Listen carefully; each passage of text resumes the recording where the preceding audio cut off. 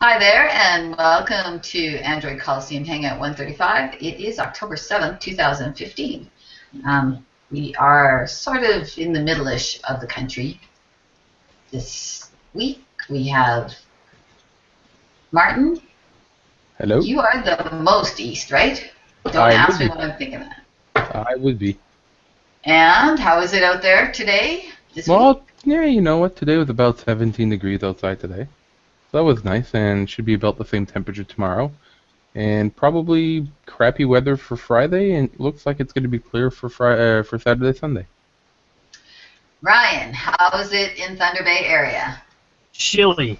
Wind is starting to kick up. Well, the sun's still out, but the wind is starting to come off the lake a little tougher, and it's definitely like all the leaves have changed.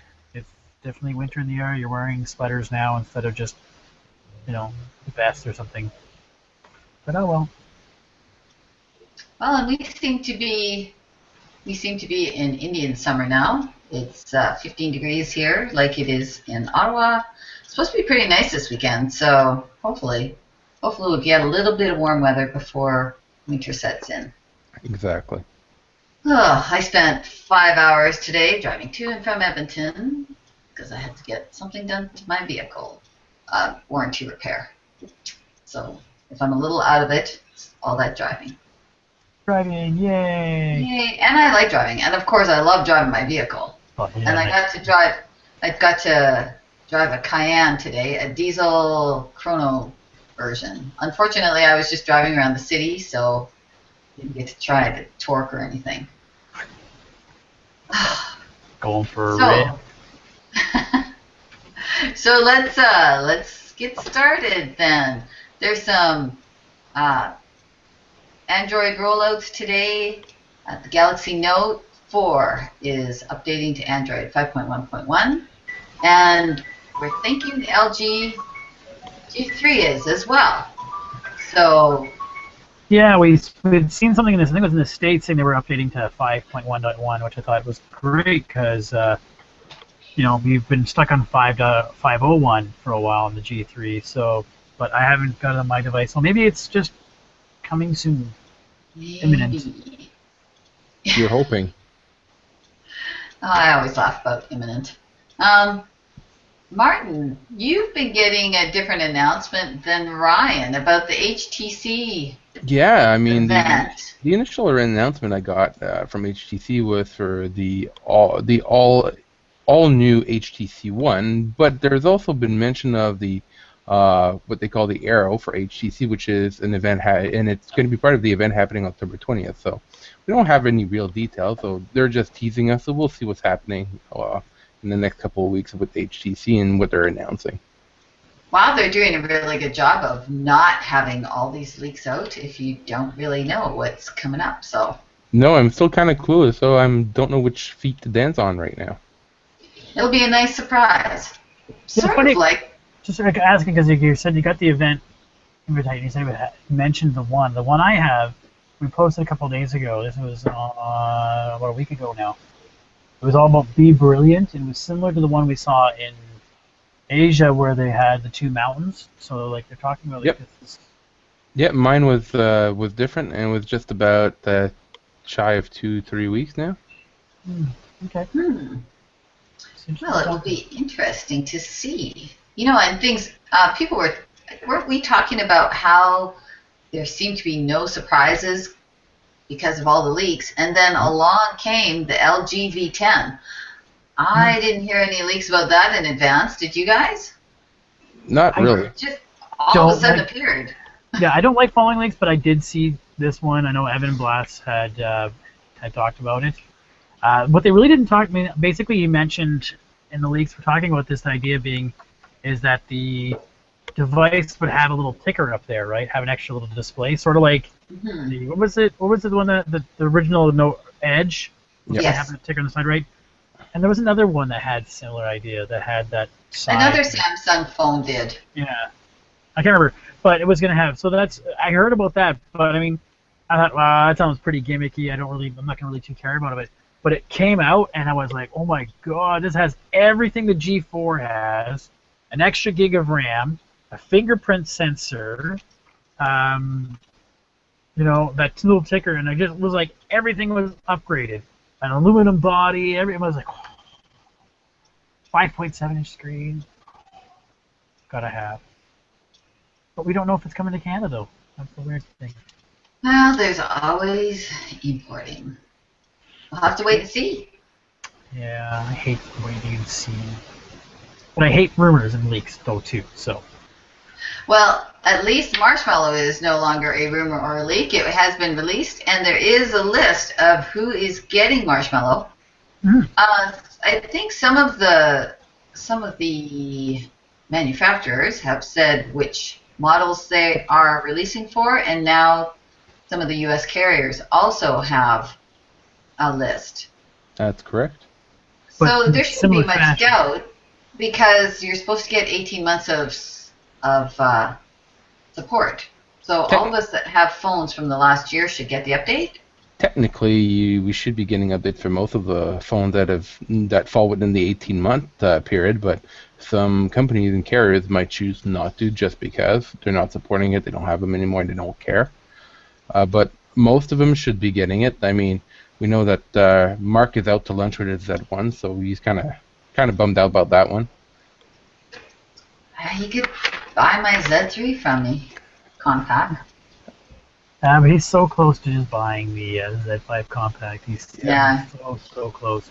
But yeah, I mean, there was no real surprises when you looked at it. The S6 and all the sort of variants, the Note 5, the Note 4, the S5, the G4, the G3, the Sony line down to the Z2, the M8, the HTC M1, M8, M9. Any other biggies I'm missing there? In terms of phones, pretty much there was no real no-brainer on that one. What is interesting is the rollout. It's funny, like normally people say the OTA rollouts take forever, and I've seen a couple even Canadians already getting their OTA.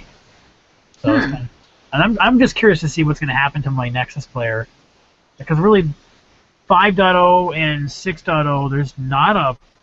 I mean, there are a bunch of features added, but in terms of spec-wise, not much is going to be different, and especially for the Nexus player, a lot of the updates and features that they've added are not going to be useful for the Nexus player. Like low-power DOS mode is not going to be useful. I don't know how I'd get it to do Google Now on tap or whatever, so because there's no browser really in there. So I'm interested to see. I don't have any other Nexus's device besides my player now, so. And what about you, Martin? How do you feel about those updates? Well, I mean, I would like to be part of that 10,000 group that's going to be getting Marshmallow to beta test, but fortunately, that ain't going to happen because it's slated only for Europe. Yeah. So that was interesting to see that they pretty much only included Europe in there. But besides that, I mean, when they do release their Marshmallow update, which should be slated for about mid of January, I'm probably going to be on the front line of getting it. I do have the one of the original generic FTF loaded on my phone, so I may be getting it way ahead of what the carriers will be releasing. So hopefully something in January would be fun for Marshmallow. At least I'll be able to say, yay, I have it. Well, that's interesting that you should say that. I have seen, like, I get my emails still from my direct from Sony phone. Like, I still get emails about updates from that. And I've noticed there's maybe a 2-week lag between that email and then getting my update through Bell. Okay. So, Bell's doing okay, I guess, and not dragging out the process. It depends. I mean, like you check just right now, and the update you have on your phone is probably an update I got a couple months ago, where they updated the internal mini browser. And the latest one from this week is version 2.3.2, which fixed status fright. So all the vulnerabilities are fixed. So you might be getting that one in a few weeks from now.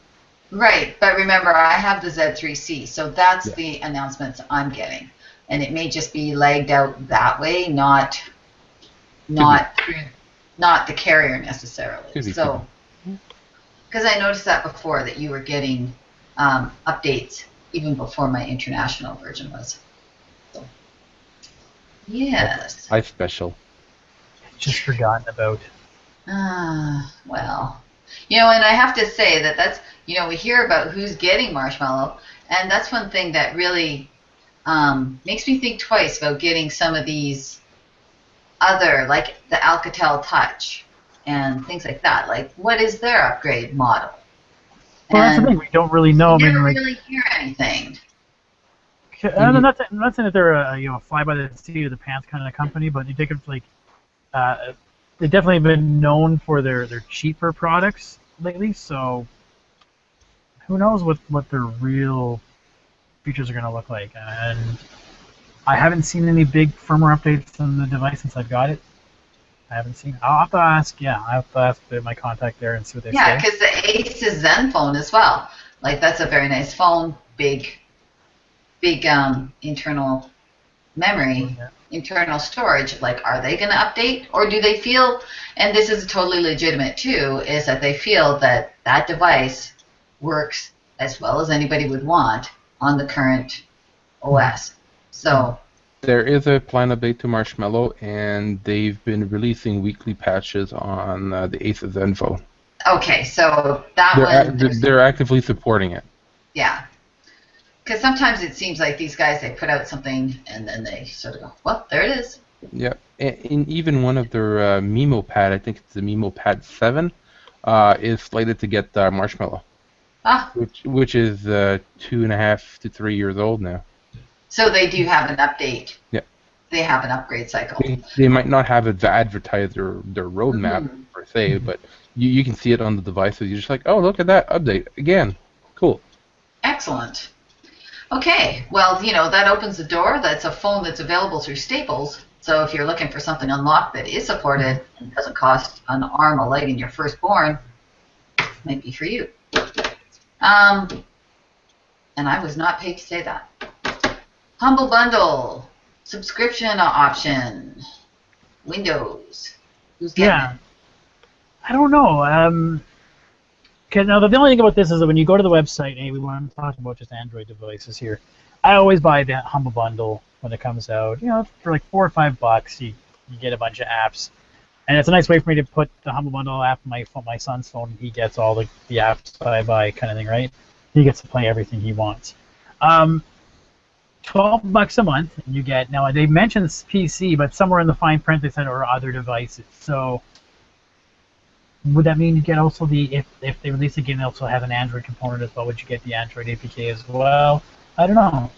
I'm still getting into Steam, getting into real gaming again. I don't really have the time to, but I thought we'd mention it today that that is a new option. It's for those of you who've been looking at the Humble Bundle option for $12 a month. That's a pretty good deal because it's about at least once a month they're putting out a new Humble Bundle, and I'm putting a $5 down for it. So $12, and they get all the PC ones.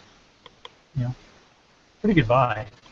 It's a good buy. I mean, for somebody that actually plays a lot of games and wants to build a collection, that'd be the perfect way to go. I mean, but I don't think I'm going to drop $12 on the Humble Bundle at this point. I always just find No. it funny how everything now is a subscription model, and as a business model, I totally understand. I get it. Like the funders I deal with, they just love these ideas of subscription models.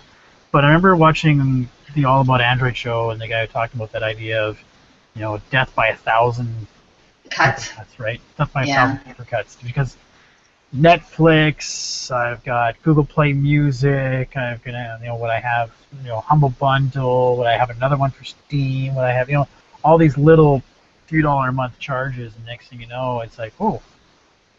Well, not only that, but if you Patreon anybody too, like in Patreon's really easy to do micropayments. You end up with, before you know it, you have quite a bit out there. Like you were saying, Netflix, I have Netflix. I do have Texture because I like reading a lot of different magazines. And so I have that. I have the library, which fortunately is free. And then, I probably have 2 people at least that I do Patreons for. So, before you know it. Yeah, and I was just going to mention, a lot. when you mentioned Patreon, today's been sort of the day people are really talking about Google, is it contributor or contribute? I have to look it up because I know we signed up for it. Contributor. The idea being is that you could go ahead and if it's a similar idea of Patreon, you can get content free, but Google Contributor, and I have to really initialize it on this set. So you go ahead and you pay Google $2 or $5 or $10 a month, and Google will stop showing AdSense ads to you. And people who sign up to contributor get a little piece of that pie instead of a Google AdSense. So I think I'm going to make sure we put the little we are contributor friendly. Yeah. Anyway, got a little far field in that one there. Yeah. Cool. Sort of went sideways, but interesting. So, Ryan, I saw you put out a question today about people, what do they do when they are roaming with their cell phone? Yeah. I know, I get a little message that says, if you continue, you're going to pay lots of money for this call. Right. I mean, whenever we go travel, you bring your phone with you. It says, "Hey, welcome to the United States. It's going to cost you an arm and a leg if you're going to try to use it here. Just haha, sucks TVU." So in this last trip I went on, I went and I stopped at the AT&T store. I went and researched what carrier coverage I'd have where I'm going to be, and I brought one of my unlocked phones with me, and I bought a package for like $2 a day, and then you buy a dollar for every 100 megabytes you'd want to use. And I was like, okay, that's fine, and I was curious what other people do in this kind of scenario. Because I just recently also saw Sivan was showing some screenshots while she was on her trip, and she uses a T-Mobile card. Cass, last time you were in the Cook Islands, you were saying you got a card from down there, or? Actually, I didn't last time, but I have in the past, and they have a $50 card that it's a $50 package for the month, and it includes some international texting, and it's through the Cook Islands Telecom. So you just slot it in there, you get your calls around the island, and then you get some international calls, international texting, and 500 meg of data. And when we're down there, we usually only use about a gig anyways when we buy it. So, it's kind of, you're not going to be able to sync all your photos and everything, of course. No. But it's kind of nice for just keeping in touch a little bit. Yeah, and I was just curious what other people are doing. Like, are they, and do you? Because I know most carriers will have a roaming savings plan. Add $10 to your plan, and you can use your phone like you are at home. Or what? But those are limited coverage too. Yeah, and it depends on where you're going. I mean, but a lot of people were talking about today. The response was it seems to be overwhelmingly for roam mobility, which is a very cheap option. But I didn't go with it because it didn't have coverage in the area I was going. But I didn't know you could pay $1 more per day to get and piggyback on other coverages. So if you normally uses T-Mobile, but in the area I was going to, it's AT&T. Apparently, if I paid an extra $1, I could use it on AT&T. Yep. So, but is that only for the U.S. then? There is some Mexico one. And Canada. Canadian. Yeah, and I had looked at Roam Mobility before, and they don't cover Cook Islands, so. Yeah. So I'm just interested to see people. Telecoms. So the basic question I asked was, what do you do? Do you just live without it? If you tried it, and as I say, go native, work on their carrier networks. Are you buying a plan before you go with your own carrier, or do you buy a plan while you're down there? Pay as you go or whatever. And if you do, are you using a separate phone, or do you use your normal phone? Like, a lot of people, because it's funny how nobody really thinks about unlocking until it comes to that kind of time, right? I need to make sure this works while I'm down in Arizona to go golfing or something. And that's what they don't know what unlocking means. And so, anyways, I was interested to see what people are doing, and it seems to be roam mobility, especially when you go to the States, is the answer for a lot of people. Martin, you're saying use a SIM card from country? Yeah, basically, I will just whichever country I'll go to. Oh, okay. If it's research ahead of time, I'll buy the SIM card that I need with unlimited data, and usually, depending where I go, it's about $30. Yeah, I was looking at T-Mobile was, I want to say $4 a day, and it's unlimited. It gives you the first 100 megabytes per day at 4G, and then after 100 megabytes, it goes down to 2G, but technically unlimited for every day. The one I was using, AT&T, it was $1 for every 100 megabytes. So anytime you use up 100 megabytes, I have to go to the website, say reload, just basically add another 100 megabytes. It was a kind of pain. It couldn't add a bunch in a row. sort of the ad. shitty. But I mean, like, yeah, I That would mean, annoy there's me. always some good ideas. But I think the biggest thing I found out was make sure that you have coverage in the area you're going to go to. That's Absolutely. yeah. So, anyways, I thought it was interesting to see what people are doing while they're trying. So we still have this survey up, and I got to admit, take a look at Google Forms. It's become so mature now. Very nice, very easy to use, gorgeous. Well, and I think it's important to note that people that do travel, they, maybe for them it's worthwhile to get their phones unlocked and stuff like that if they don't have one already. Well, Is definitely. it, rather than trying to rely on your carrier to extend out of the goodness of their heart. Because they only do that. They only do that forgiveness once. Which I know when I was in school. Yeah. Oh, you forgot to get that thing? Okay, well, I tell you what, we're gonna give you.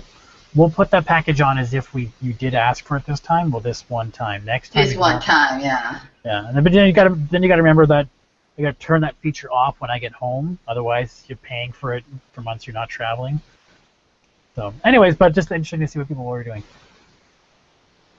Yeah, and I think that's why it's good to definitely, like I know with the Cook Island one, I think I can keep my phone number for 1 year, and I could top it up. But the first month, that's how it comes. For $50, to me, that was pretty reasonable. not bad. A full month service, right? That's it. Yeah, for a full month, and with international texting. So, okie dokie. All right, well, let's move on. I was actually in West Edmonton Mall, and I saw some gear things that went on with your phone. I just walked by the store, but now there's Mattel ViewMaster. How many of you guys did you guys have those when you were a kid? Yeah. Oh, the little. And I remember then they had a resurgence in probably the late '90s again, early 2000s, with restaurants. Restaurants used to be like, oh, and here's our dessert menu, and you'd put it in and go. Oh, you went to cool restaurants. I like. Ooh, that's a nice cheesecake. I'll have that cheesecake. So I just remember. Always cool. I grew up in a poor family, so we only got to see those things when we went to visit friends. But they were still cool. So I think it's almost like that unreachable tech for me. So it's kind of cool to see it coming out now on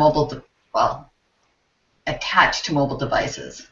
Is that how that's working, Ryan? Or yeah, so it works like Google Cardboard essentially. Okay. Where you just slot your phone into it and you put it in. Now, what you do is you get the reel still, right? So you can get a reel from National Geographic or whatever, or Paris, France, or whatever it might be that lets you see things in VR, right? And I guess I don't know if yours is by NFC or something like that, but I guess you tap it to it and it knows which. Or you can get a separate app for that one, and then you can look around and see the Eiffel Tower as you go around. So, otherwise you can use it just like normal cardboard. So if you have an app or whatever that uses Google Cardboard, put it on and do it. Or watch YouTube videos, those 360 YouTube videos.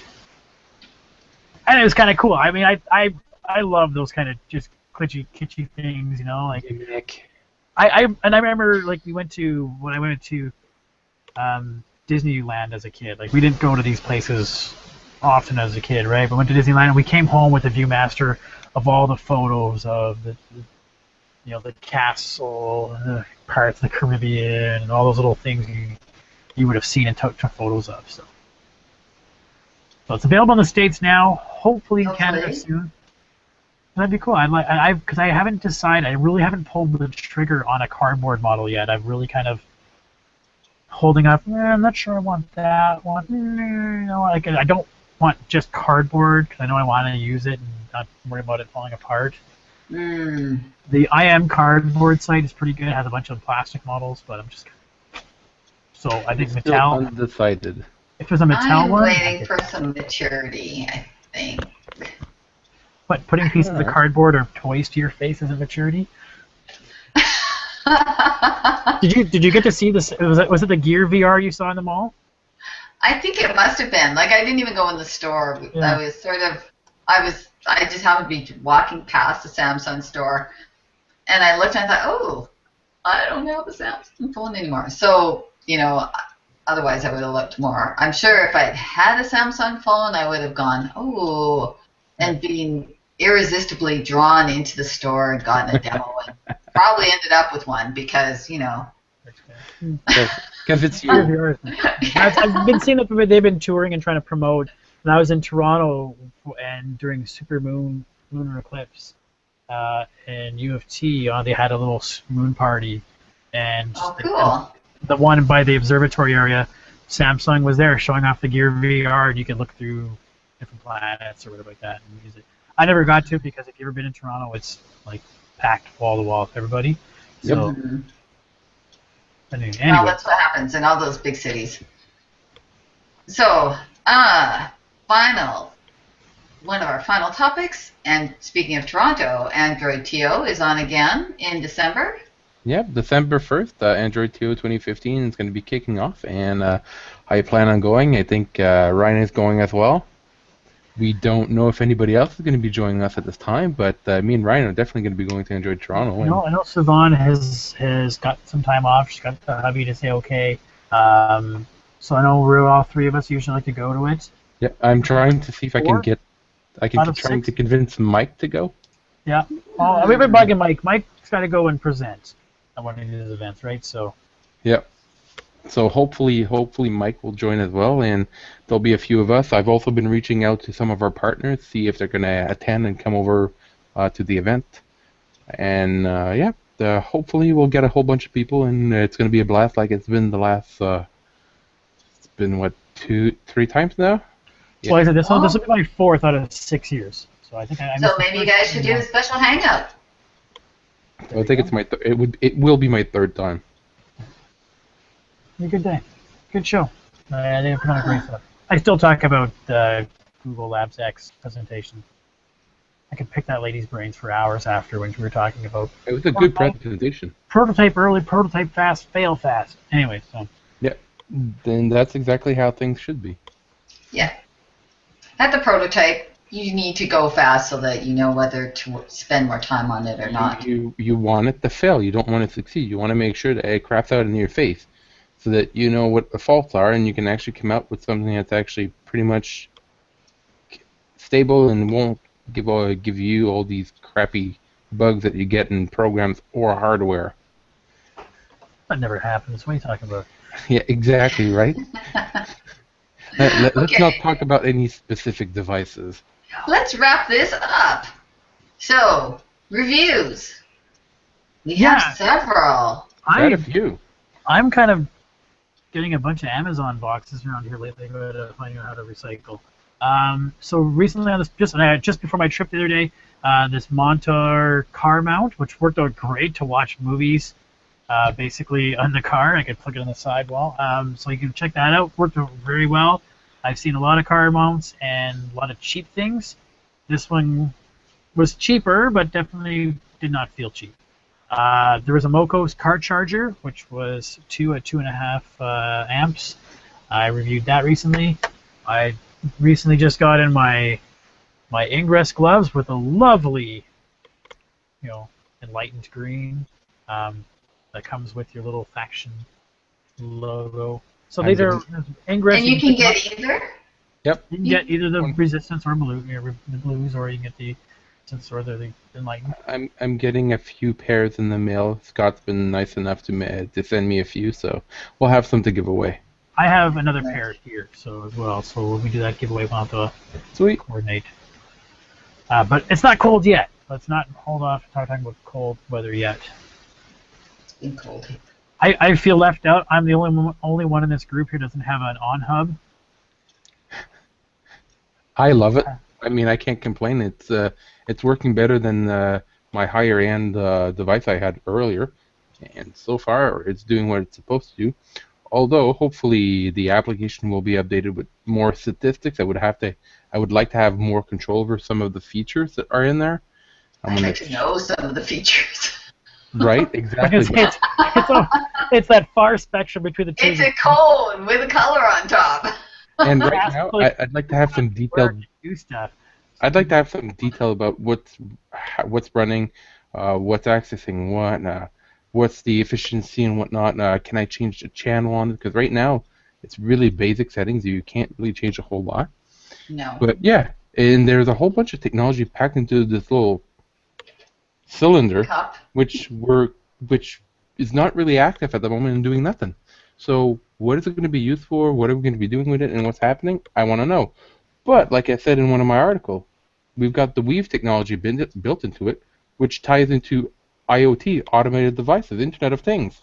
So Now, is there a Well- limit on how many things can attach into that thing, or? technically, you can have 254 devices. Oh, there you go. There's lots of, yeah, and actually I got a notice the other day on my phone that my OnHub had lost.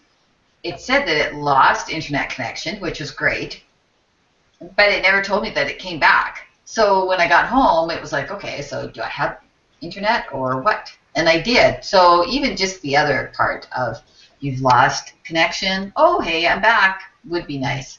Yes, agreed. Like a notification You of know. hey, I'm offline. I've been offline for this amount of time, and now I'm online. Everything's fine. That'd be great. Yeah, like, yeah, if you're going to tell me that you're off when I'm not around, then maybe tell me you came back on. Yeah, that'd be great. Yeah. But- And it's playing well with my security home monitoring system. So that was nice. Guys I- make me jealous. I have to admit, I do like that they have the 1 gigabit port on the back, because I connected that over to my 1 gigabit switch, and now I can connect up to 8 wired devices, which is perfect because I got the PC and the laptop. So I got these connected through the gigabit switch, which is perfect, because my media center is a laptop. It makes more sense to have that, but I prefer to, if I'm That's good. streaming, to Yeah. have like a hardwired connection. But everything else, wireless, and I can go to the end of the building, still have connection. And I'm like, yay. Yeah, actually, I'll have to see what my range is now. Like ours is still in the basement, but I've noticed I've got some better range just through the house, so I'll have to see where in the yard it actually reaches to. Yeah, No, just out exactly. of curiosity. And Okay, well, I've also noticed with the OnHub, if you want, you can add another one as an access point to even broaden your capacity. And it'll know, hey, that guy's the main guy. I'm just gonna extend his range. Yeah, pretty much. Yeah. I always had trouble with that with the DDWRT. See, here it does it by itself because you have the button that says add, and it just links to that one, and that's on. There's nothing else to do. nothing else you can do. At the moment, yeah, that's quite true. Okay, well, let's keep going because we're like 4 minutes rapidly away. running out of time. You had a teeny tiny gamepad? Who Teeny has tiny the teeny gamepad. Teeny tiny gamepad. This little is made by 8-bit, from where they made the NES 30 sort of gamepads. Look exactly like the Nintendo controller. So they made the 8-bit Zero, which is like, if you look at the size compared to my phone, it's tiny. It'll be more for if you're going to play the Nintendo emulator games because it only has a directional pad and not a joystick. But I showed it to my kid today, and he was just like, "Oh my god, it's so cute!" And he was like, "I gotta figure out how to play it." And he was like, "So it's so neat." So, but again, you gotta find the right games to play for it, I guess, because Right. you have the directional pads. Which makes sense. Okay, well, I think that wraps it up. You guys got it. It is our Turkey Day long weekend. We do have harvest a lot earlier than the U.S., so we celebrate a lot earlier than the U.S. Are Like you a guys month- got stuff going on? Month and a half. No, not really. Yeah, I'm hosting house here, so we'll have about 2 dozen people here on the Monday. So Holy Jesus. yeah, they'll be upstairs, downstairs. No, Look at that's we'll have them test out the Roku TV upstairs, and oh, that's cool. yeah. Yeah, I think we're probably going to have Turkey Day on Sunday because we're traveling south and then traveling north again and quick. It's a short, fast trip. No sleeping in for us this weekend. It's one of those weekends, eh? Mm-hmm. That seems to be the theme for the month. So, travel back. So, yeah. So, that's it. I think you guys ready to wrap up? Say goodnight. Yep, I'm good. Have a good night, guys. All right. See you, everybody. Thanks again. Yep. Have a good long weekend if you Yep.